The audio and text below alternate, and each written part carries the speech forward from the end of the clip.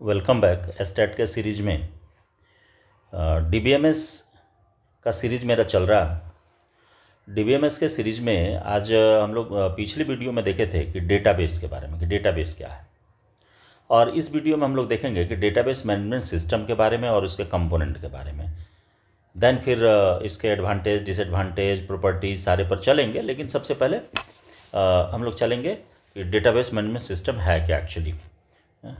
तो देखिए, database management, database already आप जान चुके हैं, और डेटाबेस को मैनेज करना, तो मैनेज करने का मतलब हो गया कि उसको उसमें डेटा इंसर्ट करना, अपडेट करना, डिलीट करना, इन सारे के लिए रिस्पॉन्सिबिलिटी आ जाती है किसके ऊपर? डीबीएमएस के ऊपर, डेटाबेस मैनेजमेंट सिस्टम के ऊपर।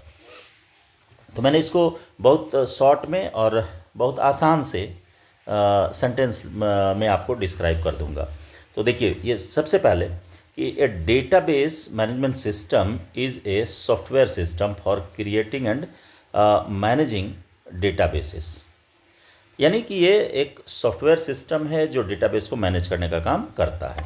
ए DBMS enables end users to create, project, read, update and delete data in a database. तो डेटाबेस को मैनेज करने का मतलब यही होता है कि उसमें हम नया ऐड कर सके, पुराने वाले में कोई मॉडिफिकेशन कर सके, या फिर वहाँ से हम डेटा को हटा दें, सेलेक्ट कर सके। प्रोजेक्शन का मतलब होता है सेलेक्ट करना, डिस्प्ले कराना। It also manages security, data integrity and concurrency for database. देखिए, सिक्योरिटी यानी कि सिक्योर्ड तो होना ही चाहिए, डेटा इंटीग्रिटी, इंटीग्रेटेड फॉर्म में डेटा सारा रहेगा, और उसके साथ ही साथ कंकरेंसी होगी। कि जैसे आपका जो रिकॉर्ड है, रिकॉर्ड जब भी आप स्टोर करेंगे डेटाबेस में, तो वो क्या होना चाहिए कि रिपीटेड रिकॉर्ड नहीं हो। जैसे फाइल सिस्टम में फाइल का जो डिसएडवांटेज था वो यही था कि फाइल सिस्टम में रिकॉर्ड जो है वो रिपीट कर सकता है, लेकिन यहाँ पर रिपीटेशन नहीं होगा। तो ये सारी फैसिलिटी इसके अंदर अवेलेबल है। The DBMS essentially serves as an interface between database and user or application programs, ensuring that data is consistently organized and remains easily accessible. देखिए, एक्चुअली क्या है कि मान लीजिए डेटाबेस है, तो डेटाबेस में सारा रिकॉर्ड जो होगा वो क्या होगा कि कॉलम और रो के फॉर्म में बना हुआ है। तो ये रो कहलाता है, यानी कि सारा रिकॉर्ड ये ऐसे रिकॉर्ड हो गया, और ये जो हो गया ये कॉलम हो गया, और हर एक कॉलम का अपना डेटा टाइप होगा। जैसे पहला कॉलम है नेम का, तो नेम का कॉलम होगा तो इसका डेटा टाइप अपना अलग होगा, रोल का होगा तो उसका अलग होगा, मार्क्स के लिए देंगे तो उसका अलग होगा। तो सारे को हम एक साथ ही रखेंगे, लेकिन कॉलम के फॉर्म में उसका पार्टीशन होगा, जिससे क्या होगा कि अलग अलग डेटा टाइप के वैल्यूज़ को या डेटा को हम वहाँ रख सकते हैं। और एक रो में जितना भी डेटा आएगा वो एक रिकॉर्ड का फॉर्मेशन करता है, हम आसानी से उसको एक्सेस कर सके, सर्चिंग का प्रोसेस मेरा फास्ट हो सके। चूँकि फ्लैट फाइल सिस्टम में मैंने दोनों में डिफरेंस में आपको ये सारी बातें बता दी थी। DBMS manages the data, simple है। The database engine enables data to be accessed, logged and modified, and the database schema defines the database's logical structure। देखिए, जैसे लॉक की फैसिलिटी क्यों यूज करते हैं या लॉकिंग क्या है, तो वो तो मैं डिस्क्राइब करूँगा टाइप्स ऑफ लॉक्स जब बताऊँगा उसमें। तो लेकिन नॉर्मली आप ये जान लीजिए कि यदि एक रिकॉर्ड को एक कोई भी यूजर एक्सेस कर रहा है, तो एट द सेम टाइम उसी रिकॉर्ड को दूसरा कोई पर्सन या दूसरा कोई यूजर एक्सेस ना करे, अदरवाइज क्या होगा, ये जो जिस तरह का ऑपरेशन उस पर कर रहा होगा उसका इफेक्ट माने दूसरे को ना कर जाए, इसीलिए उसको लॉक कर दिया जाता है, यानी कि दूसरा उसको एक्सेस कर ही नहीं सकता है। कब? जब तक वो अपडेट करके उसको रिलीज नहीं कर दे। These 3 fundamental data elements helps provide concurrency, security and data integrity and uniform data administration procedures। तो देखिए, 3 चीज़ यहाँ पर आपको मेन है। एक क्या है कि सबसे पहले तो कंकरेंसी हो जाएगा, कंकरेंट रिकॉर्ड होना चाहिए, सिक्योरिटी मेंटेन होना चाहिए, और उसकी इंटीग्रिटी भी रहे। ये 3 चीज़ हर हमेशा आपको दिमाग में रखनी होती है। तो इसके बारे में भी डिटेल चलेंगे। अभी तो बेसिक कंसेप्ट है, तो इसलिए अभी सिर्फ उसको इंट्रोडक्टरी के रूप में ही जानेंगे। अब देखिए कंपोनेंट्स क्या क्या है डीबीएमएस के। तो कंपोनेंट्स का मतलब क्या होगा, देखिए सिंपल सा चीज़ है, हार्डवेयर होगा, सॉफ्टवेयर होगा, और उससे रिलेटेड कंसर्न बहुत सारे कंसेप्ट्स होंगे। तो ये सारा कुछ क्या कहलाएगा, उसका कंपोनेंट कहलाएगा। तो नॉर्मली यदि डेटाबेस के कंसेप्ट को देखना चाहेंगे तो मेटा डेटा है, डेटा एक्सेस लैंग्वेज है, ऑप्टिमाइजेशन है, क्वेरी प्रोसेसर है, ये सारी बातें आ जाती है।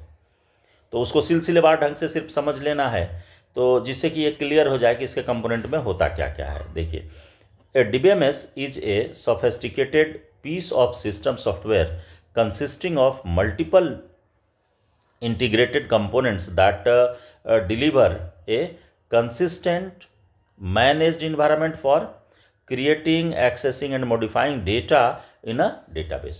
तो मेनली तो अपडेट करना, नया क्रिएट करना, या जो वहाँ से रिट्रीव करना डेटा को जो ऑलरेडी एग्जिस्ट कर रहा है उसको, तो ये सारी बातें आ जाएंगी किस में, डीबीएमएस में। These components include the following. अब यही कंपोनेंट क्या क्या रखता है, अब देखिए इसमें कि सबसे पहला स्टोरेज इंजन, मैंने काम तो यही करेगा, लेकिन इतने के लिए क्या क्या ज़रूरत होता है, स्टोरेज इंजन। ये रिस्पॉन्सिबल है डेटा को स्टोर करने से रिलेटेड।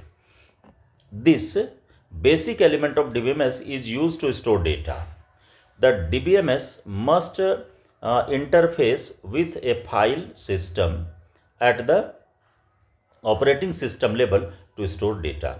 कि देखिए फाइल कहाँ रहेगा आपका, तो जब भी रहेगा तो वो डेटाबेस के अंदर अपना क्रिएट किए हुए टेबल।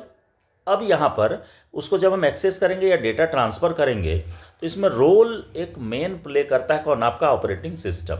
कि ऑपरेटिंग सिस्टम का नेचर क्या है, किस टाइप का है, कैसे उसको मैनेज करेगा, ये स्ट्रेटजी ऑपरेटिंग सिस्टम के पास होती है।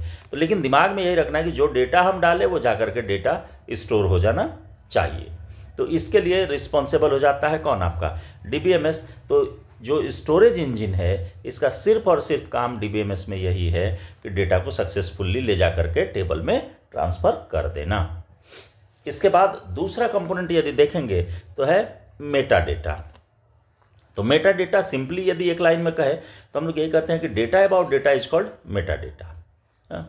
तो उसी तरीके से यहाँ यदि हम देखें तो मेटा डेटा एक डेटाबेस के डायरेक्टरी के रूप में यूज होता है, या सिंपली डायरेक्टरी भी छोड़ दीजिए, आप डिक्शनरी उसको समझिए सीधा सीधी, कि डेटाबेस डिक्शनरी के रूप में उसको हम यूज करते हैं। तो देखिए sometimes called a system catalog और database dictionary. A meta data catalog function as a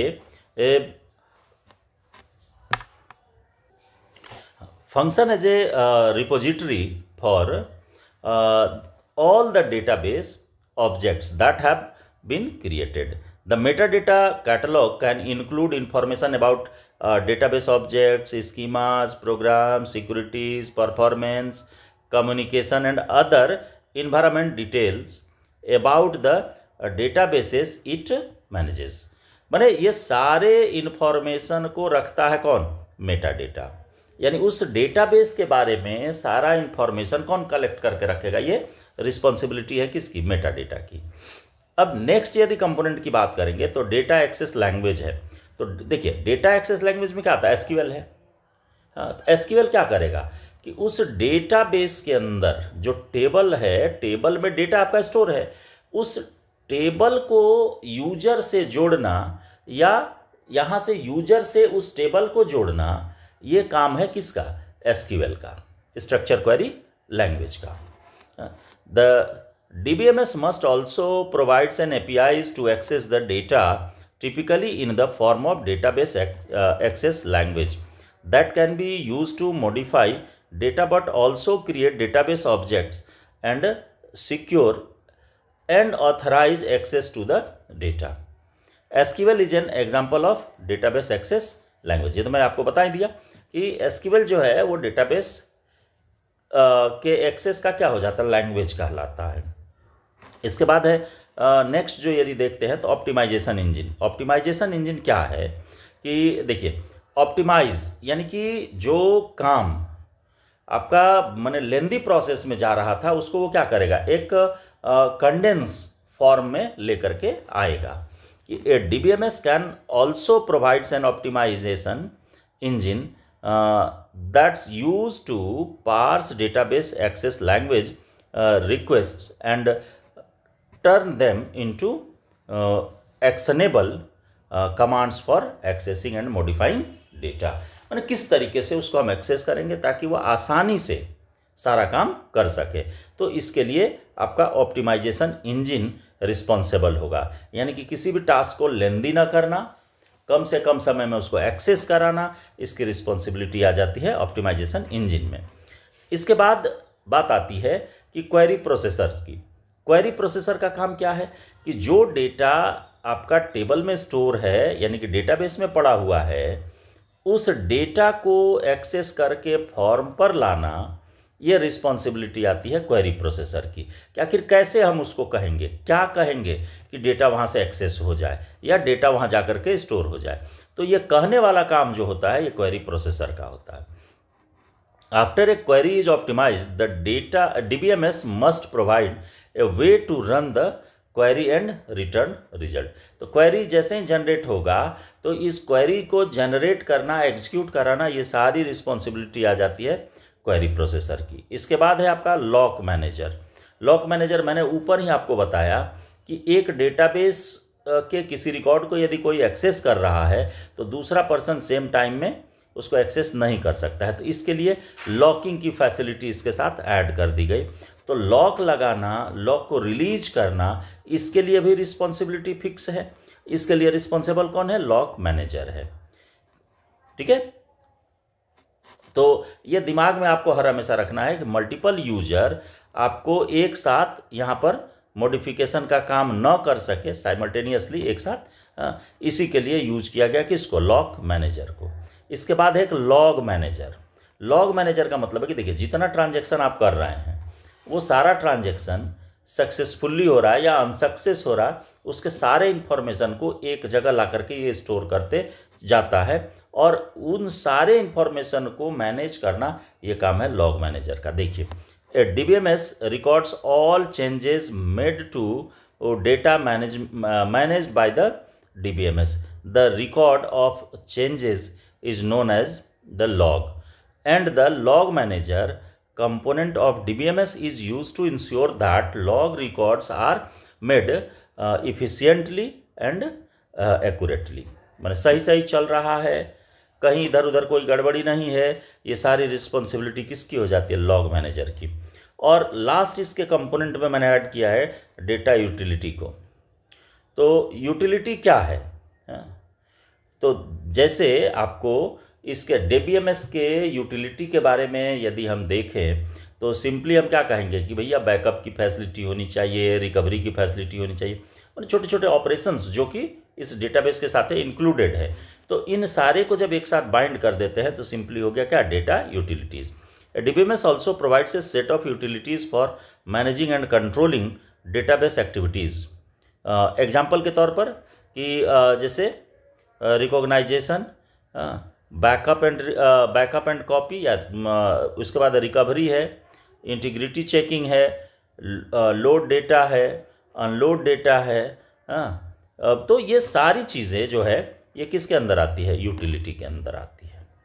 तो नॉर्मली यदि इसके कॉमन कंपोनेंट को देखें तो ये 5-6 आपको हर हमेशा दिमाग में रखने होंगे।